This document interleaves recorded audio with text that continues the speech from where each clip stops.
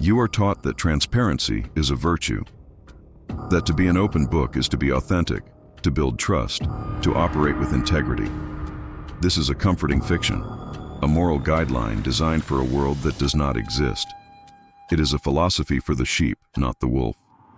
In the cold mechanics of power, your transparency is not a strength, it is a liability.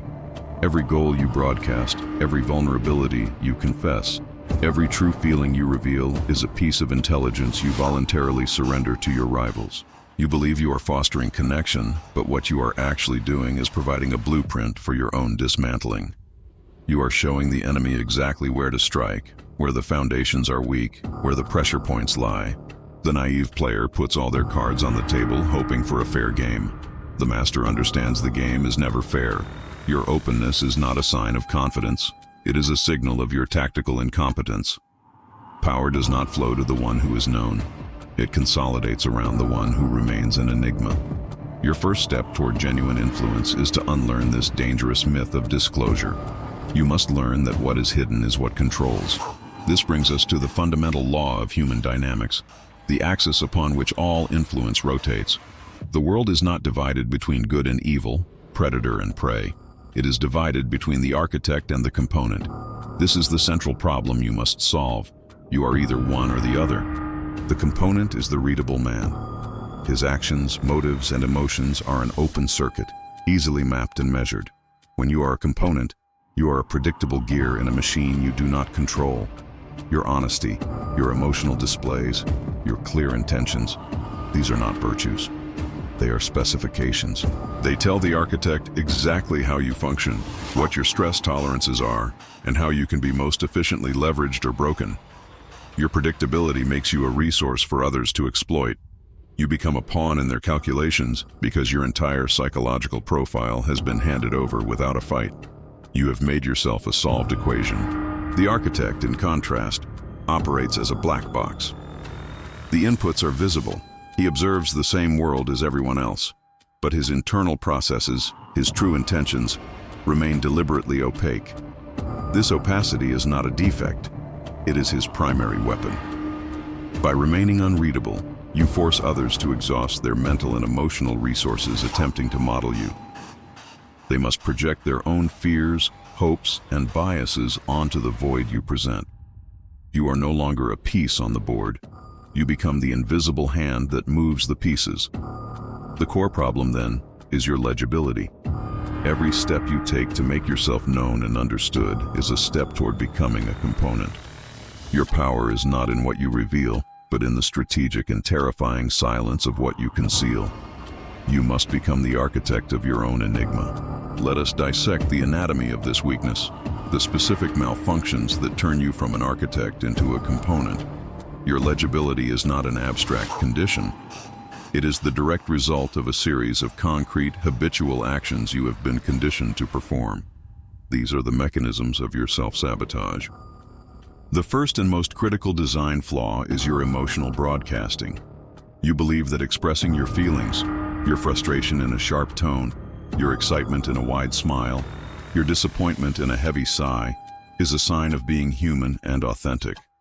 This is a fatal miscalculation. From a strategic perspective, your unfiltered emotions are data leaks. Each one is a signal flare fired into the darkness, telling everyone who is watching exactly what moves you, what breaks you, and what can be used to control you. When you react with visible anger to an insult, you have not asserted your strength. You have handed your enemy a remote control for your behavior. They now know that a specific button, a word, an action, a look, can be pushed to trigger a predictable, irrational response. They can now provoke you at will, forcing you to make mistakes, to lose composure, and to squander your focus when you most need it. When you radiate joy over a small victory, you reveal the price of your loyalty. You show others the exact currency, praise, a minor promotion, a token of affection, required to purchase your compliance. You are no longer an independent actor. You are a simple machine with a clear price tag. The master strategist does not suppress emotion. He observes it internally, studies it like an enemy combatant, but never allows it to cross the fortress walls of his expression. He presents a surface of calm neutrality, forcing others to guess at his internal state, an act that depletes their resources while preserving his. Your face must become a mask, not a mirror to your soul. The second mechanism of weakness is the compulsion to explain and justify. You feel an innate pressure to articulate your reasons, to make sure others understand your motives, to build a logical case for your actions. This impulse is a Trojan horse. Every time you justify yourself, you implicitly subordinate yourself to the person you are justifying to. You are seeking their approval. You are placing them in the position of judge and jury over your decisions. True power never explains. It acts. Its action is the only statement necessary. When you explain why you need a raise, you are not negotiating. You are pleading. You shift the dynamic from a demand based on value to a request based on need. When you justify a difficult decision to your subordinates, you are not fostering transparency. You are signaling your own uncertainty and inviting debate, eroding the very authority you seek to project. The architect's moves are decisive and final. They may be analyzed, feared, or even hated, but they are not presented for public comment. The need to be understood is a profound vulnerability. It reveals a desire for external validation that a sovereign power can never afford. You must learn to be comfortable with being misunderstood, even maligned. Let them exhaust themselves trying to decipher your motives. Their confusion is your operational theater. Your silence on the why preserves your freedom to maneuver. Finally, there is the corrosive weakness of predictable patterns. You pride yourself on your discipline, your routines, your consistent principles. But in the theater of power, consistency without strategic variation is simply a vulnerability. Your predictable response to a crisis, your unvarying daily schedule, your signature negotiation tactic, these are not hallmarks of character. They are exposed flanks. They allow any observer of moderate intelligence to map your behavior and anticipate your next move with crippling accuracy. If you always respond to aggression with diplomacy, your rivals will learn to use aggression to force you into concessions. If you always retreat to analyze a problem, they will learn to create constant chaos to keep you permanently on the defensive, trapped in a cycle of analysis while they act. Your patterns create a user manual for your own defeat. The architect, by contrast, cultivates strategic inconsistency. He is capable of sudden aggression and unexpected magnanimity. He can be meticulous one day and daringly improvisational the next. He is a shifting landscape, a system that cannot be reverse-engineered because its core logic is deliberately and constantly altered. You must audit your own habits not for their efficiency, but for their predictability. You must learn to break your own patterns, to act against your own type, to become a tactical chameleon. This is not a call for chaos. It is a demand for calculated unpredictability, ensuring that you alone hold the schematic to your own design. These behaviors, emotional leakage, the need for justification, and rigid predictability, are the foundational errors that make you a component. They are not who you are. They are flawed systems you are running, and any system can be redesigned. Make no mistake, these flaws are not benign character traits. They are active vulnerabilities, gaping holes in your armor, and the world does not politely ignore your weaknesses. It weaponizes them. The cost of your legibility is not merely failure. It is total subjugation. Your emotional broadcasts transform you from a player into an instrument. Every flash of anger, every sign of anxiety, becomes a specific frequency your rivals learn to broadcast to manipulate you. They will provoke your rage to make you reckless, stoke your fear to make you compliant, and feed your ego to make you blind. You believe you are expressing yourself. In reality, you are handing them the precise calibration tools needed to dismantle your psyche with surgical efficiency. You become a puppet, and your emotions are the strings they pull to make you dance. Your compulsion to justify your actions is an open invitation for a siege on your authority. By explaining yourself, you concede that your power is conditional, subject to the approval of others. This grants them the right to audit your decisions, to pick apart your logic, and to frame your command as a mere suggestion. Your authority is no longer a fortress. It becomes a courtroom where you are perpetually on trial, defending your right to lead. The verdict is always the same, a slow public erosion of your power until you command nothing at all. Finally, your predictable patterns allow your adversaries to stop reacting to you and start preparing for you. They are no longer playing chess against you in the present. They are architecting your checkmate 10 moves into the future. They will lay traps along your favorite paths and construct scenarios where your disciplined reaction is the very mechanism of your own demise. Your consistency becomes the cage they build around you, a prison constructed from your own habits, from which there is no escape because you yourself forge the bars each day. The ultimate cost is this: you cease to be an independent agent. You become a predictable resource, a field to be harvested by those with superior strategic awareness. Your energy, your ambition, and your very will are systematically drained and repurposed to serve their objectives, not your own. You do not just lose the game. You become the fuel that powers the victor's ascent. You have been diagnosed. You have seen the cost. Now you must understand that this weakness is not your destiny. It is a system architecture, and you are its engineer. The solution is not to repair the flawed component you are. It is to scrap the design entirely and build a new machine. This is the antidote, a set of counter-maneuvers designed to transform you from a readable instrument into an impenetrable fortress of will. This is not a path of moral improvement. It is a course in strategic reconstruction. Your first mandate is to forge the mask of neutrality. This is the absolute countermeasure to emotional broadcasting. The amateur believes power is expressed through intimidating glares or triumphant smiles. This is a pathetic misreading. Such displays are signals, vulnerabilities you offer up freely. The true master of power presents the world with a calm, unreadable, and almost indifferent facade. This mask is your most powerful shield and your most subtle weapon. To build it, you must begin to treat your own emotional reactions as internal data points, not as public mandates. When you feel anger rising, you do not suppress it. You observe it. You study its texture, its trigger, its intensity, and you quarantine it behind your eyes. You let it burn inside, a private fire that forges your resolve, but you allow no smoke to escape. To the outside world, you present only stillness. When you feel elation, you do not let it spill into a grin of satisfaction. You register it as a successful outcome, file it away, and maintain your neutral expression. This cultivated blankness does something remarkable. In the absence of data from you, your opponents are forced to project their own insecurities onto you.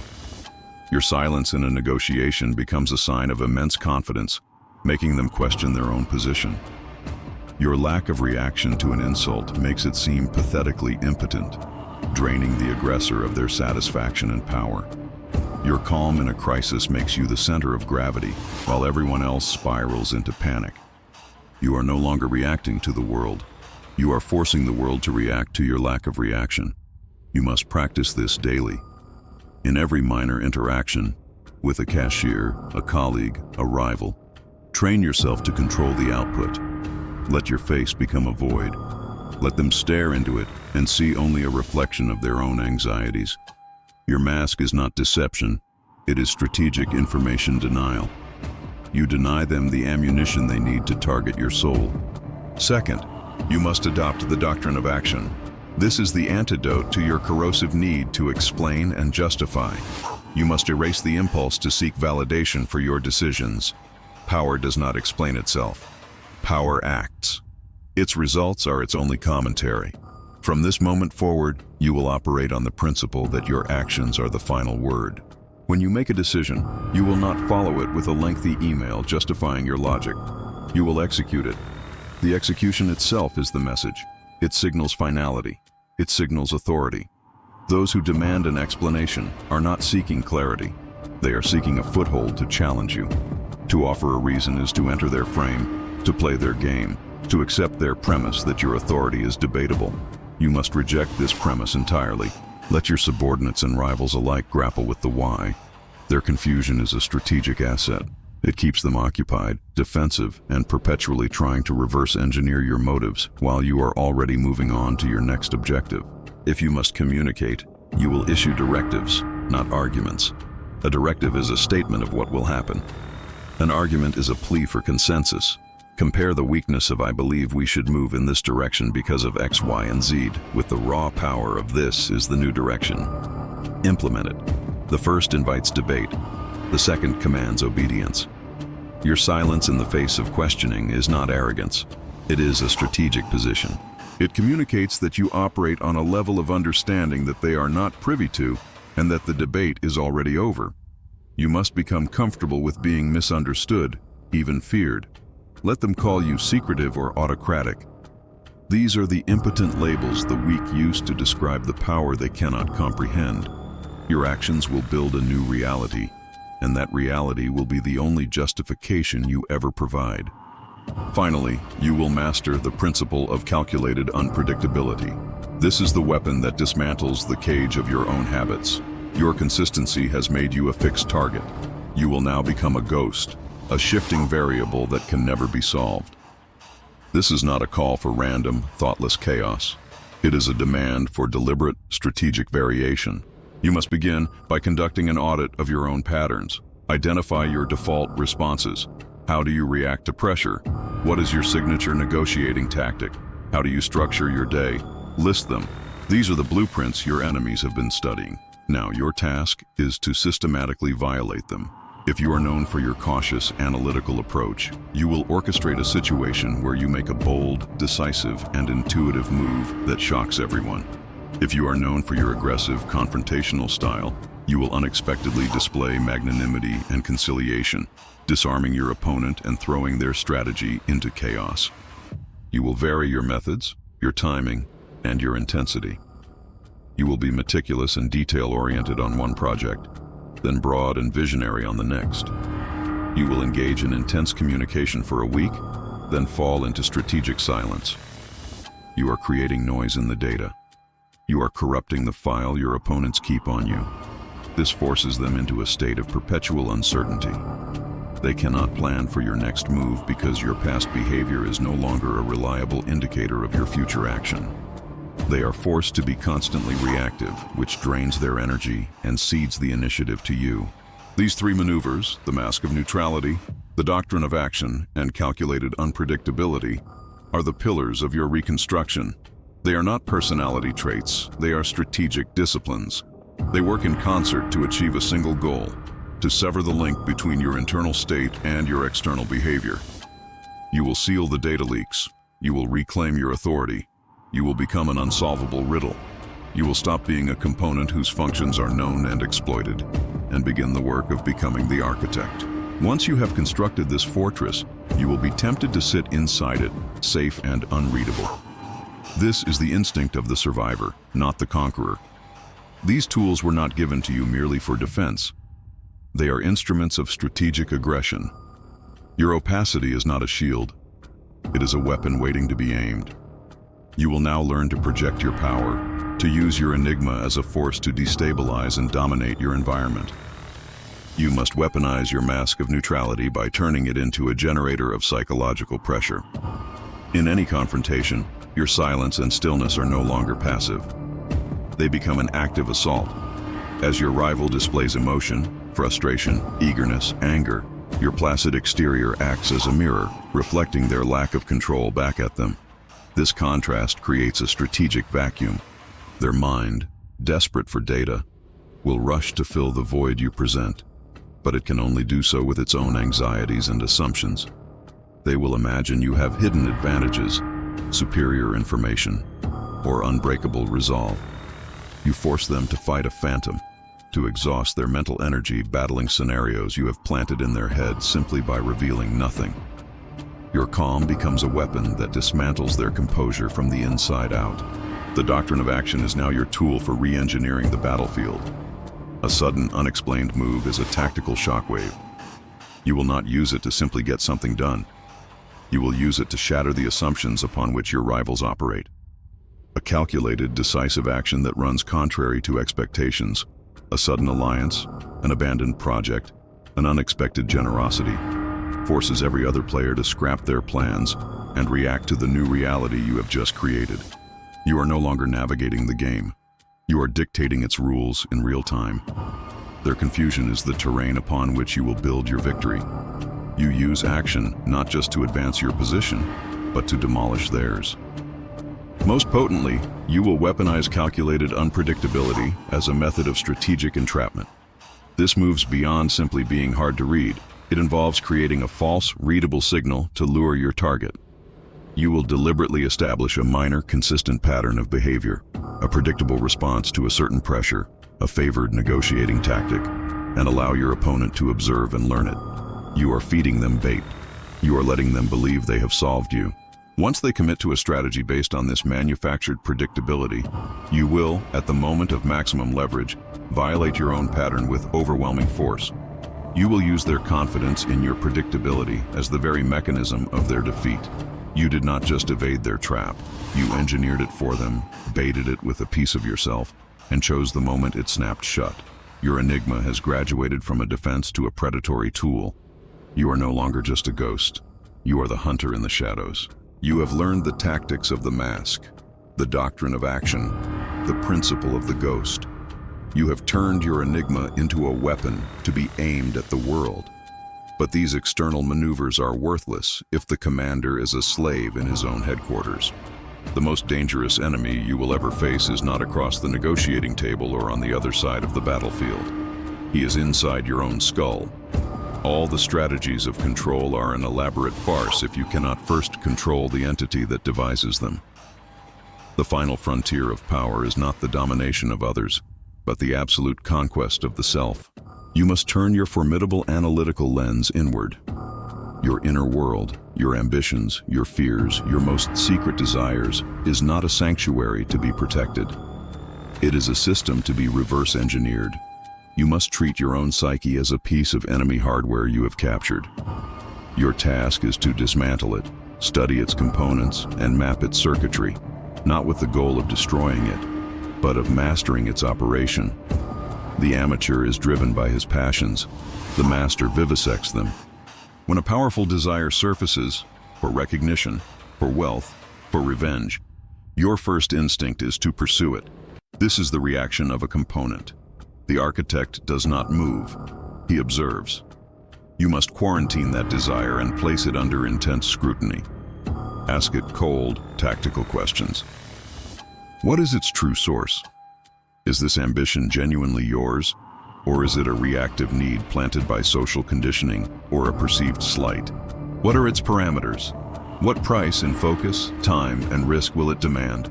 And most critically, how would an enemy use this very desire to manipulate you? You must learn to see your own ambition as a potential vulnerability, a hook that a clever rival could bait.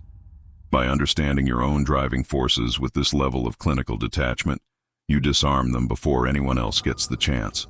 This is not a call for asceticism. Desire is not to be eliminated. It is to be harnessed. Raw ambition is a volatile, inefficient energy source. It makes you reckless, emotional, and predictable. But when studied, understood, and channeled through the machinery of strategic intellect, it becomes a weapon of immense power. You must transform the raging fire of your wants into the focused, cutting beam of a laser. The heat is the same, but one is an uncontrolled blaze and the other is an instrument of precision and force. This internal audit is the ultimate source of power. When you have subjected every fear to a cost-benefit analysis and every ambition to a threat assessment, you become sovereign. You are no longer ruled by unconscious impulses. You are the deliberate operator of your own psychological mechanism. Others may try to push your emotional buttons, but they will find the buttons are no longer connected to anything. They have been rewired to a central command that you, and you alone, control. Your external mask of neutrality is no longer a performance. It becomes an honest reflection of your inner state, a state of unbreakable, analytical calm. This is the final liberation. The true architect designs himself first. You must now discard the map you were given. The world you were taught to navigate, a world of shared truths, authentic expression, and mutual understanding, is a fiction. It is a nursery tale told to keep you compliant. The reality is far colder, far simpler. The universe is not a forum for connection. It is a silent, brutal war of information. In this war, to be known is to be conquered. To be understood is to be disarmed. This is the final law. Power is not a throne, a title, or a weapon. It is an informational asymmetry that you must cultivate and defend. You do not gain influence by broadcasting your strength, your desires, or your intentions. You accumulate it by becoming a black hole in the data stream, a void into which the assumptions, fears, and projections of others collapse. Your silence must become more strategic than any statement. Your stillness must become more disruptive than any action. The ghost in the machine is not a flaw in the system. He is its master. Forget the pursuit of being liked or respected. These are fool's gold, trinkets given to those who have already surrendered their sovereignty. The ultimate objective is to achieve a state of perfect operational opacity. You must become the architect of perception, the unseen hand that designs the reality others experience. They will operate on a map you have drawn, fighting battles on a terrain you have sculpted, all while believing they act of their own free will. This is the art of governing from the shadows of their own minds. Therefore, your final charge is this: cease the futile project of expressing yourself. Instead, begin the ruthless, disciplined work of controlling what is knowable about you. The world does not yield to the man who makes himself clear. It kneels to the enigma, the one whose true calculus remains forever out of reach. True power is not the loudest voice in the room. It is the silence that every other voice strains to understand.